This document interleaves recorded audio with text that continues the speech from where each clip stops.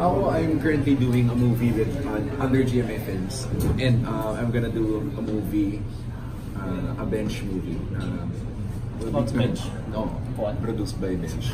Di pa ata pwede sabihin yun, pero sinabi. Yari ako.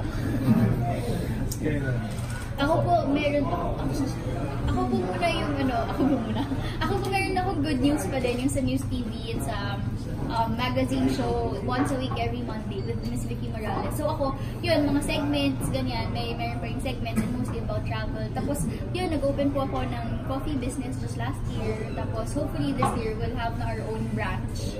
Our first branch. Promote mo, ano ba? Mix and brew coffee. Kaya niya ikwento sa inyo kung paano dapat magtimpla, paano mag-pour. Hindi masyadong matigas yung mag-press dapat ng coffee, di ba? Paano mag-press. Okay, Wala. Wala po. Abangan niyo po sa mga mall show. Abangan sa mga mall show. Next week nasa video lang. Wala. Abangan niyo po sa kanto. Pero looking back ng mga bata pa ngayon sa Green Heights, parang yung bang career mo yun, parang may intention para sa sarili nila na kind of direction. Ano ba yung tanong? Magandang tanong. Maganda lang, pero mahirap sagutin. Mahirap sagutin. Kasi usually, wala mahirap sagutin. Actually, yung bata talaga kami, wala talaga kaming plano. Parang... Ay, ikaw, wala kang plano? Ako, honestly, wala. Ewan ko kayo, ganun na ba kayo ka-mature? 14 years old? Siyempre, hindi mo alam mangyayari sa'yo eh. Well, ako, unang show ko yung Twin Hearts, pumasok ako doon. Wala lang, gusto ko lang kumita, gusto ko muli ng bagong shoes, gusto ko ng ganito, ng car, whatever. Pero ngayon, well, iba na yung priorities, iba na yung outlook, and hindi ko talaga na-envision na ganito aabot yung career. Hindi ko alam na mag-uubad-ubad ako, hindi alam saan nangyari yan. Dati conservative ako sa school. Anyway, yun. Hindi natin alam. Malay mo, in the next 5 years, iba naman yung character ko. Ako,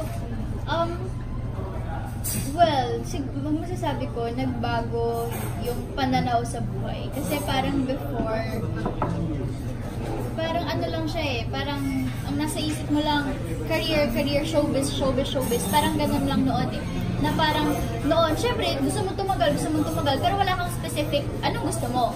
Wala kang ganun, gusto ko 5 years from now ganito, gusto ko 10 years from now ganito. Walang ganun, basta gusto ko showbiz, tapos, parang ganun. And ngayon, recently ko na-realize na there's so much life can offer, ganyan. Kasi parang, like ngayon, gusto kong tapusin yung school ko, gusto kong business, gusto kong mag-ganito, gusto kong mag-ganyan. Yun ngayon, parang ngayon, parang mas nakikita mo yung priorities mo and kung ano talaga yung gusto mo. Siguro, yung bata pa ako. Masaya ako kasi may trabaho. Yun, parang gawin. Okay, sige, work. Tsaka, wait lang, may nadadagdag ako. Tsaka parang noon po, Tsaka parang noon, parang mas okay lang, hindi ka matutulog 7 days a week, hindi wala kang tulog, work. Ngayon parang, tulog muna, parang gano'n. So, doon mo di ba dati, game, G ka, pero ngayon, parang, pwede po matulog. Parang as we mature din yung outlook namin sila. Parang ako, thankful na lang din ako kasi nandito pa rin. Nandito pa rin kami. May trabaho pa rin, binibigyan pa rin kami ng yun, nag-trust mo. Yes, nagtitiwala pa rin sila. I've been doing the business for 10 years na din. So parang happy ako na dun sa tanggal na yan, nandito pa rin. Kahit ano siguro yung bigyan ng fortune. Masaya naman. Sinabi mo kasi ang tagal mo sa showbiz, especially yung dalawa kasi was there a point na consider you to leave showbiz and then what was the point na hanggang ngayon nasa showbiz pa rin kayo? Ay, tutuloy po talaga. Siguro tatanungin mo rin lahat ng artist. Dumating talaga sa point. Dadating dito. Pero yun nga parang for me, hindi ka naman niligay dito dahil wala lang. Kapag may purpose ka, kaya ka na dito. Kaya ako rin tumatayo kasi may purpose ka. You have to wait up. Just be patient. What do you think is your purpose? Yun hindi ka pa alam. Finding the purpose. So, kasi all purpose. Hindi, ako parang kasi parang sobrang na ako sa craft. Parang sobrang lahat. Hindi naman lahat, pero parang gusto ko gumawa ng pelikula. Gusto ko pa umarte. Gusto ko pag hanggang sa masasabi ko sa dito. So yun, parang ito na yung point ng buhay ko na gusto ko na rin improve yung sarili ko. Mabigat na lang. Mahirap yung tanong. Hirap na tanong. Ano nga po yun? Ano purpose? May point ba na gusto mo Okay. na tapos magawa na Siguro, oo naman. Pero sinasabi ni Tutu na talagang darating at darating ka dyan kasi syempre minsan like parang shocks, napapagod ka na, shocks, ang daming bago, shocks, paano ko mabibigyan ng distinct flavor, parang ganun, paano ko isi-set aside yung sarili ko sa iba kasi sobrang dami na, parang lahat na lang gusto mag-artista, yung mga ganun na parang, paano ko hahanap ng reason to stay? Paano ko sila mabibigyan ng reason to stay? Paano ko sila mabibigyan ng reason to make me stay? Parang ganun. But, gusto mo yung ginagawa mo eh. Kahit na minsan napapagod ka, puyat ka, wala kang tulog. Kapag nakita mo, mag-mall show ka, makita mo yung mga taong na pumunta doon, ang layo ng tinravel para lang makita ka. Kapag nabasa mo yung tweets nila, yung Instagram stories nila na sobrang saya nilang makita ka at makahello ka, hindi ka nila nakamayan pero masaya sila nakita ka. Parang sa akin yun po talaga yung reason na hanggat may naniniwala yung GMA, hanggat naniniwala yung pamilya ko, hanggat naniniwala yung supporters, parang ako, kasi wala naman ako dito kundi dahil sa kanila. So ako, I'll be here for them also. Patriyo na tayo. Ilahanas ka tayo ng Gray. Ayok sumisisi na, gano'n. Sabi ko, oh my God! Ano po ulitin mo? Hindi pa rin nag-sink in. Sa habang. Consider mo bang mag-quit na lang tapos bakit ka naman nag-quit? So, hirap no? Last ka pa no? Hirap yan. Ganda rin sila. Kasi sundan mo. Ganda yung sundan mo. Quit. Maganda. Sa hindi talaga. Under contract eh. Hindi, joke.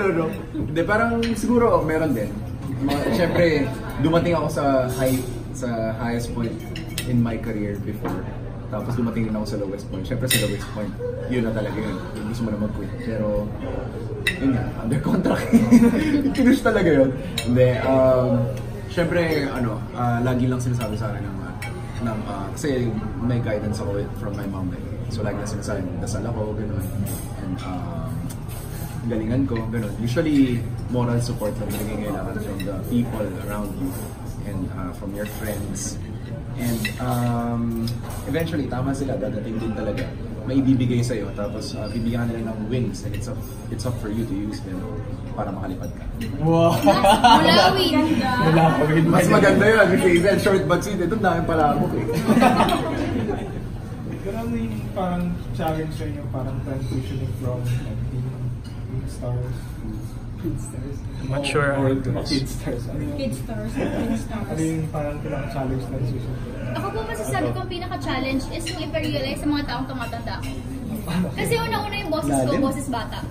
Pangalawa yung height bata. So, Katawan. yung katawan ko Efren bata. Katawan bata.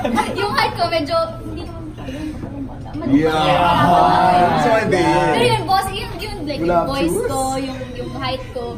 So, parang minsan, iniisip nila, parang, uy, bata ka pa. Parang, hindi na po ako teenager. Yung parang ganun, bata pa ako. Pero, alam mo yun, parang, yun yung na, well, ang maganda rin kasi yung GMA, alam nila na kailangan mag-mature like yung roles na binibigay nila.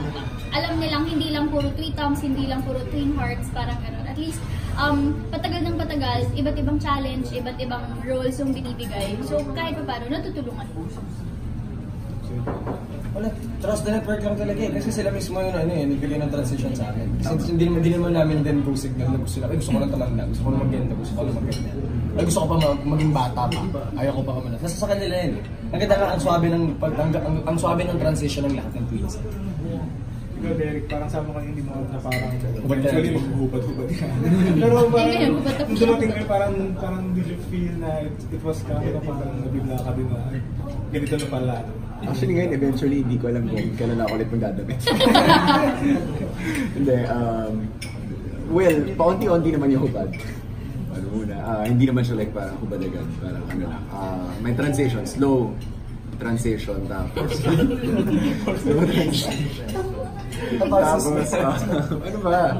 Tapos yun, Basta, sabi nga ni Christopher, may tiwala naman kami sa network and they know what to do. Kasi, ano na yan, they've been in the business. Anak na nila kami. They Grade naman nila kami. started everything. So, yun,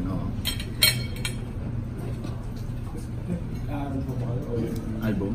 Aral. Okay, hindi na. Hindi na siya. Actually, pareho kami ng school ni Christopher. Stop. Nag-stop ako, nag-stop din siya. Idol namin sa isa. Actually, siya yung nagsabi na doon ako mag-aaral sa school na. So, doon nga ako nag-aaral. Anong year kayo? Ako second year lang, moving second year. For honest ako. Because out of First year. First year, first sem. First year, first sem. Tama. Ano kinukuha niyo? Siya legal management ako, entrepreneurship. San Beda. Pero may plans pa kayong kayo? Actually, meron pa si Christopher na mga first year subjects, diba? Sabi mo sabayan mo ako. Pero wala, yun na nga yan. Kaya hindi rin ako nakabalik din kasi mako-forfeit na dahil pumasok si K-12. So lahat yung mga back subjects ko ng first year. Yung unang first So, year. nag-usap na ba Babalik. Nagkwentuhan na. Wala, babalik kasi ako senior high pag bumalik ako. So overstaying na rin kasi ako sa college. So kasi bago na kasi yung curriculum, diba? So dadaan ulit ako ng senior high. So lahat, wala. Ayaw. Pero may plans ikaw na kayo babalikan. Meron, syempre, iba-iba pa rin yung pinag-aralan. Iba pa rin yung iwan ka sa isang desert, alam mo yung gagawin mo. Ha? Ay, kung sino po na. Wait lang, ako sa isang disyerta ako, labas yung degree ko. Dude, figuratively speaking. Okay, iba yung stage mo. That's what I meant. Nak.